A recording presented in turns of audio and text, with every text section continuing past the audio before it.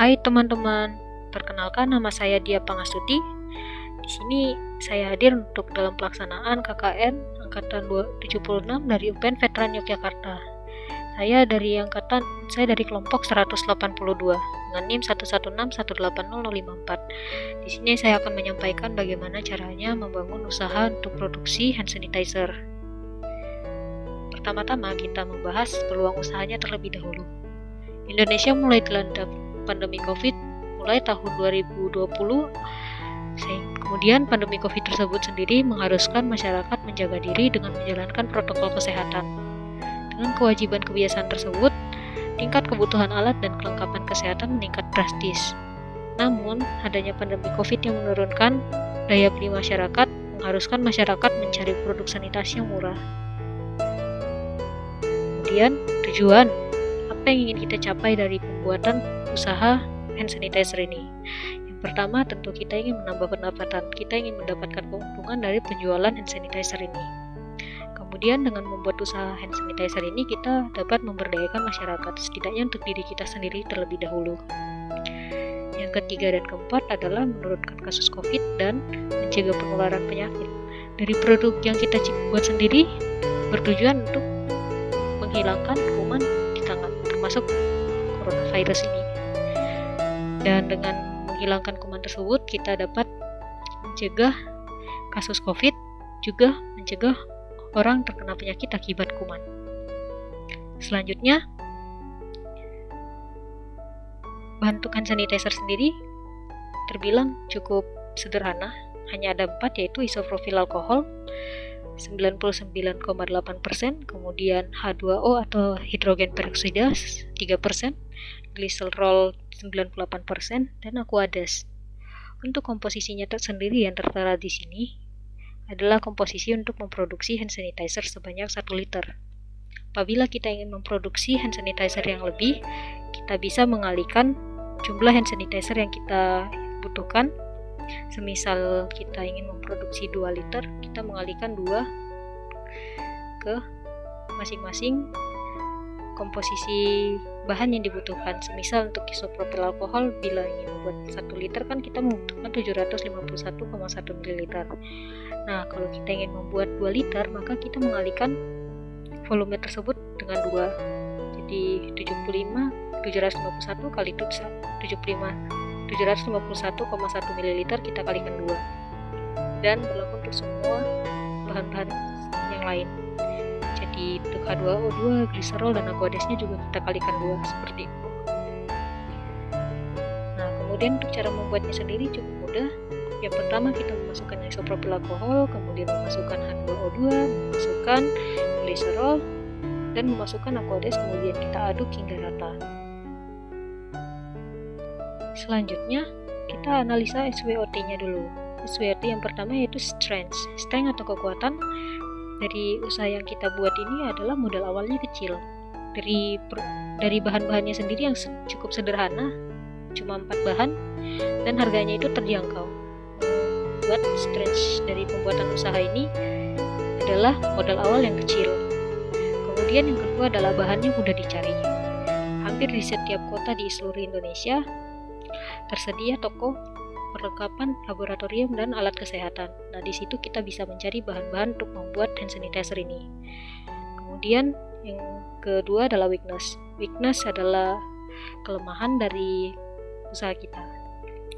Karena kita membuat produk dengan merek baru atau produk yang belum terkenal, biasanya produk kita akan kurang laku atau kurang diminati oleh masyarakat. Namun cara untuk menanggulangi kelemahan ini adalah dengan branding. Branding yang dilakukan itu bisa melalui berbagai media, akan dibahas di slide selanjutnya. Kemudian bisa juga kita melakukan promosi memberikan tawaran menarik kepada calon pembeli agar mereka memiliki niat untuk membeli dan mencoba produk kita. Kemudian yang ketiga adalah opportunity, satu kemungkinan, peluang. Peluang itu seperti yang sudah dibahas pada slide pertama, peluang usahanya. Sanitizer ini merupakan salah satu kebutuhan pada masa pandemi, di mana masyarakat yang beraktivitas di luar cenderung tidak selalu dapat menemukan tempat mencuci tangan. maka hand sanitizer menjadi sebuah alternatif. 4. Threats atau ancaman merupakan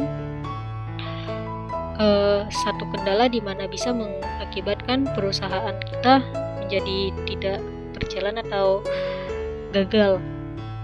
Threats untuk usaha kita sendiri adalah adanya saingan bisnis. Saingan bisnis mengakibatkan produk kita kalah saing dengan produk yang diproduksi oleh perusahaan lain. Produk yang diproduksi yaitu produk yang sama, hand sanitizer juga. Namun untuk threats ini sendiri kita bisa mengatasinya sama dengan cara mengatasi weakness. Bila kita mempunyai pelanggan yang sudah mencoba produk kita juga menjadi langganan kita, maka threats ini bisa menjadi sedikit teratasi. Kemudian untuk biaya dan harganya, ini merupakan harga modal alat yang dibutuhkan untuk awal produksi dan seterusnya bisa. Untuk alatnya sendiri yang dibutuhkan pertama adalah Erlenmeyer. Erlenmeyer yang 2 liter bisa digunakan untuk mencampur bahan-bahan untuk memproduksi hand sanitizer. Kemudian alat suntik 10 ml. Alat suntik ini bisa digunakan untuk mengukur bahan yang dengan tingkat ketelitiannya tinggi. Seperti tadi kan ada bahan isopropil alkohol membutuhkan 721,5 ml. Nah, itu kita mengukurnya dengan jarum suntik ini untuk 1,5 ml lah, seperti itu. Untuk glass beaker sendiri ini yang 250 ml kita gunakan untuk menyimpan bahan-bahan yang sudah diukur sebelum dicampurkan ke Erlenmeyer. Dan untuk bahan-bahannya sendiri yang bisa disimpan terlebih dahulu ke glass beaker setelah diukur volumenya, seperti H2O, glycerol, dan Aquades. Yang keempat adalah glass beaker 1000 ml. Glass beaker 1000 ml sendiri ini fungsinya sama seperti glass beaker yang 250 ml tadi. Gunanya untuk menyimpan bahan yang sudah diukur volumenya sebelum dimasukkan ke Erlenmeyer. Glass beaker yang 1000 ml ini dapat digunakan untuk menyimpan bahan isopropil alkohol yang penggunaannya cukup banyak, yaitu sekitar 750 ml untuk produksi 1 liternya. Kemudian alat yang terakhir yang digunakan adalah corong. Corong ini digunakan untuk mentransfer hand sanitizer yang sudah dibuat ke dalam wadah-wadah yang akan disediakan untuk penyimpanan produk yang akan dijual kemudian. Untuk jumlahnya sendiri ini menyesuaikan dengan kapasitas produksi juga jumlah bahannya. Untuk harganya Erlenmeyer yang terbilang agak mahal hanya Erlenmeyer, dan kebutuhannya pun hanya satu, yaitu harganya 200.000. Kemudian jarum suntik harganya cukup terjangkau, yaitu Rp2.000 dikalikan dengan jumlahnya 4, jadi totalnya 8.000. Kemudian glass beaker kita butuhkan sebanyak 3. Harga satu glass beaker sendiri yaitu 30.000. Jadi totalnya adalah 90.000. Harga glass beaker yang 1000 ml harga yaitu 60.000. Kemudian corong dengan harga 45.000. Dan total biaya untuk modal awal alat ini adalah 403.000. Kemudian kita masuk ke harga bahan atau modal bahan produksi. Nah, ini untuk bahan-bahan utamanya tadi yang ada 4, isopropil alkohol, hidrogen peroksida, gliserol, dan Aquades. Kemudian ada juga botol untuk menjadi wadah penyimpanan produk yang akan dijual. Botolnya sendiri ini bisa divariasikan dari volumenya, namun untuk usaha awal saya menyarankan untuk kita membuat produk ukuran 60 ml yang tidak terlalu kecil dan tidak terlalu besar, sesuai dengan kebutuhan masyarakat bila ingin mencoba dan menggunakan untuk keseharian. Untuk isopropil alkohol, untuk takaran ini sendiri saya membuat hitungan untuk memproduksi 3 liter hand sanitizer. Dan untuk harganya sendiri ini sudah tertera, yaitu isopropil alkohol 74.000, H2O2 yang 3% 1000 ml harganya 4.000, glycerol 100 ml harganya 10.000, Aquades untuk 1 liter harganya 4.000, kemudian untuk satu botol 60 ml harganya 22.000.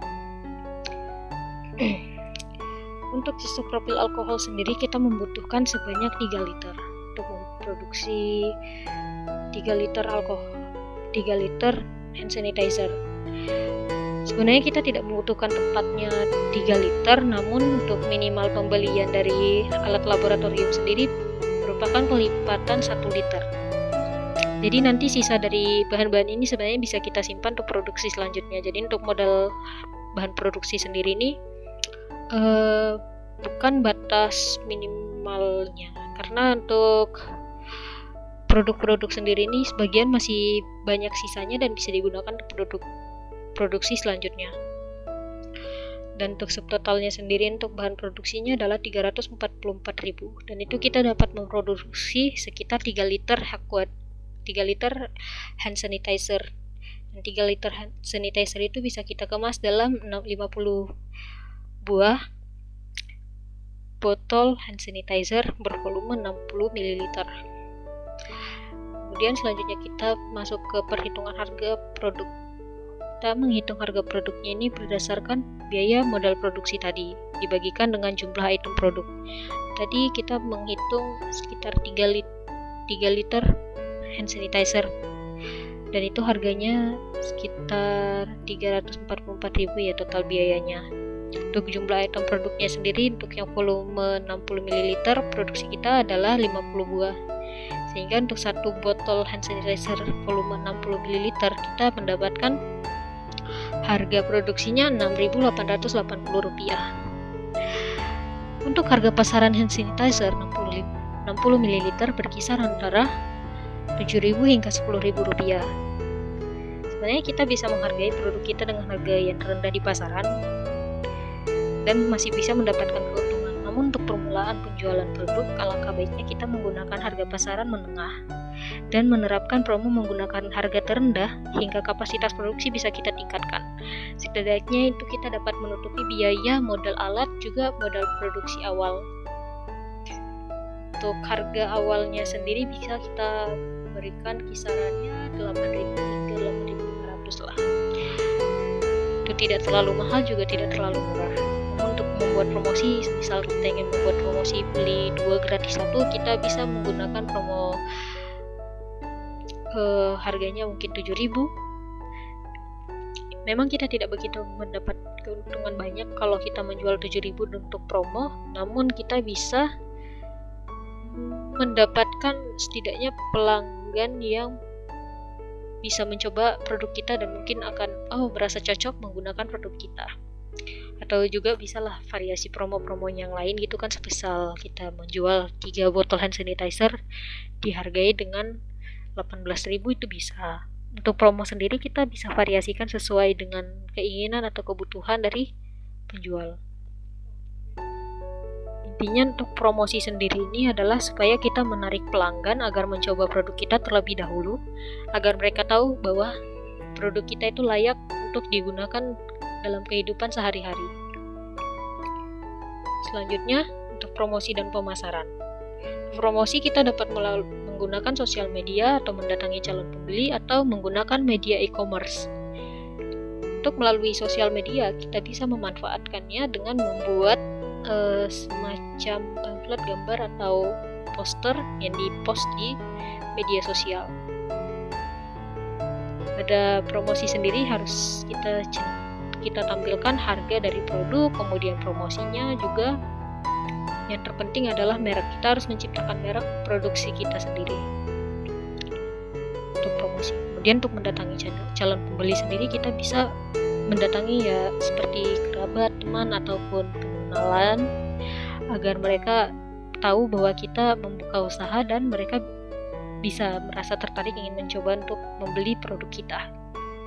Untuk target pemasarannya sendiri ini sebenarnya bisa untuk semua kalangan ya, bisa kita pasarkan kepada masyarakat secara umum. Namun untuk spesifiknya yang memberi banyak keuntungan, kita bisa menjual ke pemilik usaha atau tenaga kesehatan yang cenderung lebih sering menggunakan produk-produk kebersihan agar mereka bisa merasa terjaga masing-masing gitu kan.